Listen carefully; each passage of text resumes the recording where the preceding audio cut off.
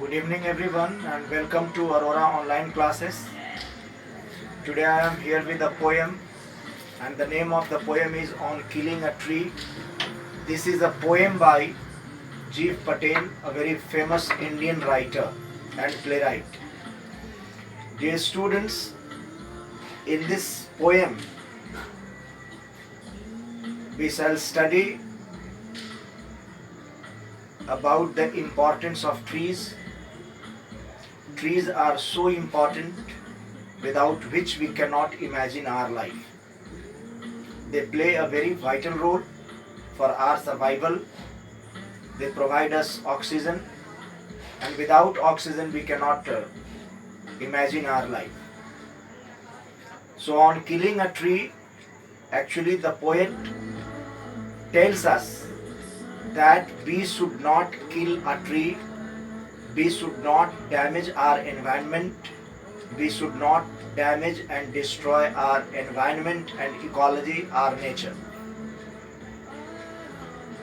The poet does not suggest us that we should kill the tree.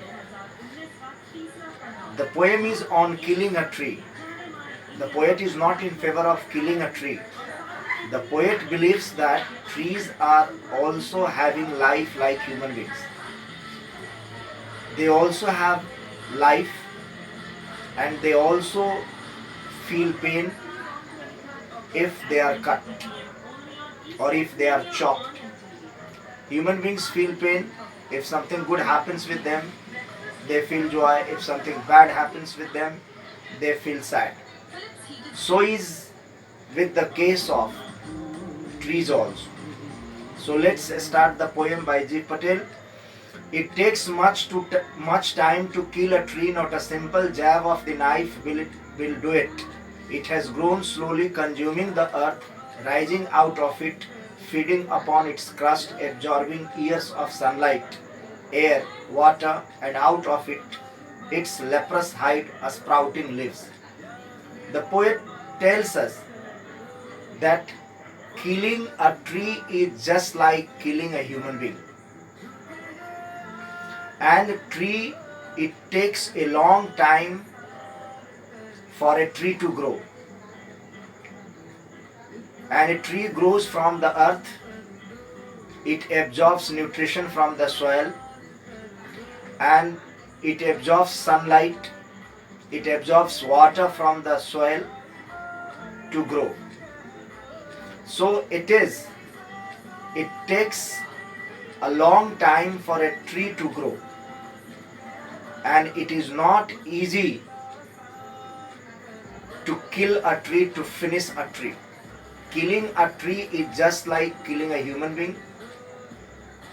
And if you give a jab means sudden rough blow, if you hit it, the tree cannot be killed.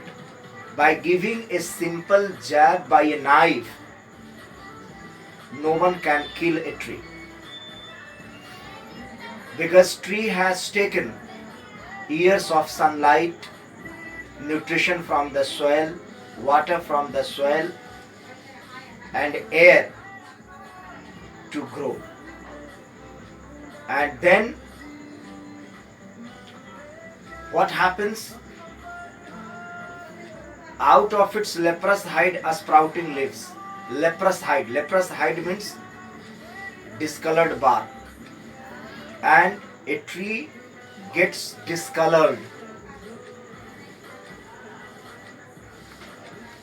And when a tree gets discolored, and from there the new leaves sprout again. So this is not the killing of a tree. The poet does not favor the killing of a tree. Second stanza. So hack and chop, but this alone won't do it. Not so much pain will do it. The bleeding bark will heal, and from close to the ground will rise curled green twigs, miniature boughs, which, if unchecked, will expand again to former size. The poet says that hacking and chopping the tree is not killing the tree. If you hack the tree, if you chop the tree, hack means to cut roughly by a striking heavy blow. So if you hack and chop the tree, so only hacking and chopping the tree cannot kill a tree. And it feels when the tree is hacked, its bark bleeds. When a part of your body is cut, then blood comes out. So when a tree is cut, when a tree is damaged, when a tree is hacked, blood also comes from the tree.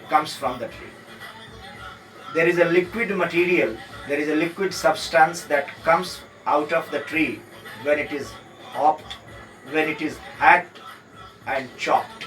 And that liquid substance is called sap. So sap comes out of the tree when it is hacked and chopped. And then what happens after some time from there?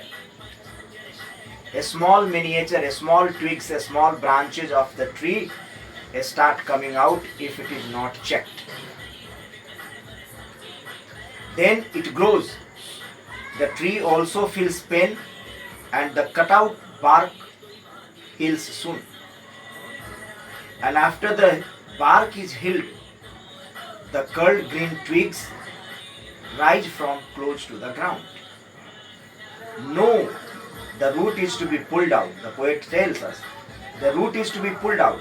In order to cut the tree, in order to kill a tree, its root should be pulled out from the earth, because trees are held securely with the help of the roots in the earth. So out of the anchoring earth, it's to be roped, tied. The trees should be tied with a rope, and then they should be pulled out, snapped out entirely, means completely. So to kill a tree, its root, the real strength of a tree lies in its roots. So in order to kill a tree, the roots should be pulled out of the earth. Out from the earth cave, and the strength of the tree exposed the source white and wet, the most sensitive hidden for years inside the earth. Roots are the most sensitive part of a tree, and the roots of a tree are hidden inside the earth, and when the roots are pulled out in order to root out a tree, the trees are tied with a rope and they are pulled out. The roots of the trees are pulled out with the help of the ropes. And once it is pulled out, then there are the white and wet materials. The roots of the trees are white. The roots of the trees are white and wet when it is pulled out from them. And actually, since the roots of the tree remain inside the earth for a long time, that is why they are very delicate. Then the matter of scorching and choking in sun and air, brownishing, hardening, twisting, withering, and then it is done. Then what happens?